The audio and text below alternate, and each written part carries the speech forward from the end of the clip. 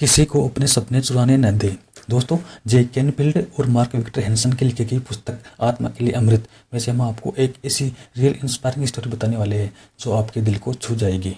दोस्तों, मोंटी नाम का एक लड़का था जो कि सीनियर क्लास में पढ़ता था। एक दिन उसकी टीचर ने उससे निबंध लिखने को कहा कि वह बड़ा होकर क्या बनना और करना चाहता है। उस रात उस लड़के ने 7 पेज का एक निबंध लिखा जिसमें उसने बताया कि उसका लक्ष्य घोड़ों के रेंज का मालिक बनना है। उसने अपने सपने को पूरे विस्तार से लिखा और 200 एकड़ के रेंज की एक तस्वीर भी खींची जिसमें उसने सभी इमारतों, अस्तबलों और ट्रैक की ड्राइंग बनाई। फिर उसने 4000 वर्ग फुट के मकान की विस्तृत योजना भी खींची जिसे वह 200 एकड़ के रेंज पर बनाना चाहता था। उसने उस प्रोजेक्ट में अपना दिल खोलकर रख दिया और अगले दिन टीचर को वह निबंध थमा दिया। 2 दिन बाद उसे उसका निबंध वापस मिल गया। सामने वाले पेज पर एक बड़ा लाल ऐप यानी कि फेल लिखा था। उसके नीचे लिखा था, क्लास के बाद मुझसे मिलो। सपने देखने वाला लड़का क्लास के बाद टीचर से मिलने गया। उसने पूछा, आपने मुझे फेल क्यों किया? टीचर ने कहा, तुम जैसी लड़की के लिए यह एक काल्पनिक सपना है।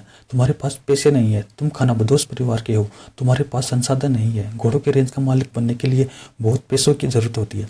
तुम्हें जमीन खरीदनी पड़ेगी, तुम्हें घोड़े खरीदने पड़ेंगे और उसके बाद घोड़ों की देखभाल के लिए काफ़ी महंगे सामान की ज़रूरत होगी। तुम यह काम किसी हालत में नहीं कर सकते। फिर टीचर ने आगे कहा, अगर तुम इस निबंध को दोबारा लिख दो और कोई यथार्थवादी लक्ष्य बना लो तो मैं तुम्हारे ग्रेड पर विचार करने के लिए तैयार हूँ। वह लड़का घर गया और उसने इस बारे में काफ़ी देर तक सोचा। उसने अपने पिता से पूछा कि उसे क्या करना चाहिए। उसके पिता ने कहा, देखो बेटे, तुम्हें इस मामले में खुद फैसला करना होगा। बहरहाल मुझे लगता है कि यह एक बहुत महत्वपूर्ण निर्णय है। आखिर हफ्ते भर तक विचार करने के बाद उस लड़के ने टीचर को वही निबंध जो का त्यों दे दिया और कहा, आप अपने ऐप ग्रेड को कायम रखें और मैं अपने सपने को कायम रखूंगा। दोस्तों, कुछ सालों बाद वही टीचर अपने स्कूल के 30 बच्चों को लेकर उसी मोंटी के घोड़ों के अस्तबल यानी कि रेंज में पहुंचा। वह वहां करीब 1 हफ्ते तक रुका और वापस लौटते समय वह मोंटी से बोला, देखो मोंटी, मैं तुम्हें अब यह बात बता सकता हूँ। जब मैं तुम्हारा टीचर था तो एक तरह से मैं सपने चुराने का काम करता था। उन वर्षों में मैंने बहुत से बच्चों के सपने चुराए। सौभाग्य से तुम में इतना संकल्प था कि तुमने मुझे अपना सपना चुराने नहीं दिया। दोस्तों, कभी किसी को अपना सपना न चुराने दें।